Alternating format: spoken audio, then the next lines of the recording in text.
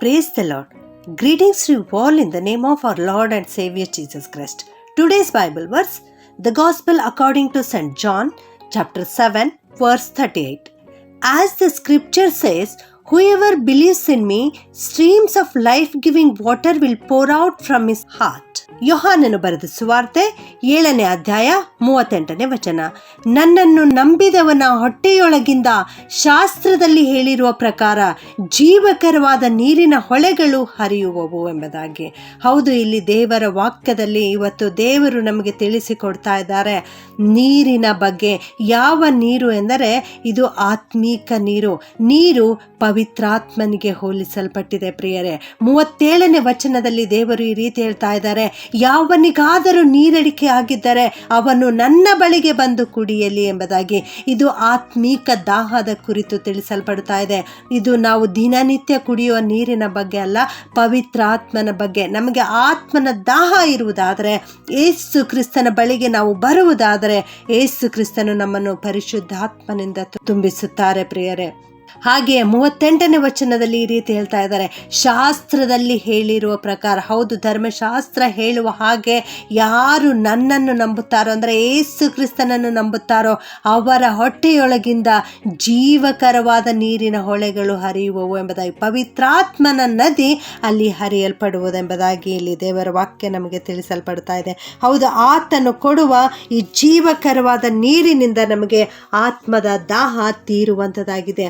ಅಷ್ಟು ಮಾತ್ರವಲ್ಲದೆ ಆ ಹೃದಯದಿಂದ ಹರಿಯುವ ನದಿ ಸೈತಾನನು ನಮ್ಮ ಮೇಲೆ ಉಪಯೋಗಿಸುವಂತಹ ಆ ಅಗ್ನಿಗಳನ್ನು, ಅಸ್ತ್ರಗಳನ್ನು ಆರಿಸಿ ಬಿಡುವಂಥದ್ದಾಗಿದೆ, ನಂದಿಸಿ ಬಿಡುವಂಥದ್ದಾಗಿದೆ. ಪವಿತ್ರಾತ್ಮನೆಂಬ ನದಿ ಹರಿಯುವಾಗ ಸೈತಾನನು ನಮ್ಮ ಮೇಲೆ ಅನೇಕ ಬಾಣಗಳನ್ನು ಬಿಡುತ್ತಿರುವಾಗಲೂ ಕೂಡ ಪವಿತ್ರಾತ್ಮ ನಮ್ಮಲ್ಲಿ ಇರುವುದಾದರೆ ಅವೆಲ್ಲವನ್ನ ಅಳಿಸಿ ಬಿಡುತ್ತದೆ, ಅವೆಲ್ಲವನ್ನ ಆರಿಸಿ ಬಿಡುತ್ತದೆ ಪ್ರಿಯರೇ.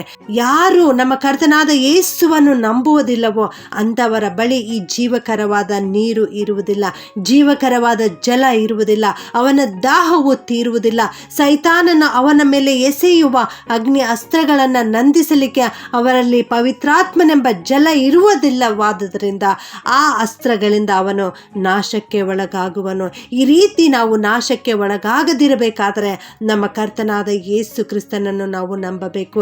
ಈ ಪ್ರಪಂಚ ಕೊಡುವ ಸಂತೋಷ, ಈ ಪ್ರಪಂಚ ಕೊಡುವ ಆಸ್ತಿಗಳಿಂದ, ಈ ಪ್ರಪಂಚದ ಪಾಪದಿಂದ, ಈ ಪ್ರಪಂಚದ ಇಚ್ಛೆಗಳಿಂದ ನಮ್ಮ ಆತ್ಮದ ದಾಹ ತೀರುವುದಿಲ್ಲ ಪ್ರಿಯರೇ. ಉಚಿತವಾಗಿ ಕೊಡಲ್ಪಡ್ತಕ್ಕಂಥ ಜೀವ ಜಲವು ನಮ್ಮ ಆತ್ಮದ ದಾಹವನ್ನು ತೀರಿಸುವಂಥದ್ದಾಗಿದೆ.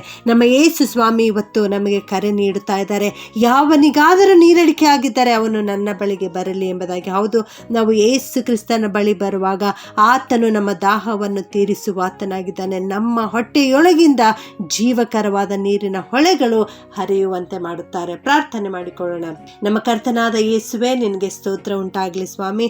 ಇಂದು ನೀವು ಕೊಟ್ಟಿರುವ ವಾಕ್ಯಕ್ಕೋಸ್ಕರ ಸ್ತೋತ್ರಪ್ಪ.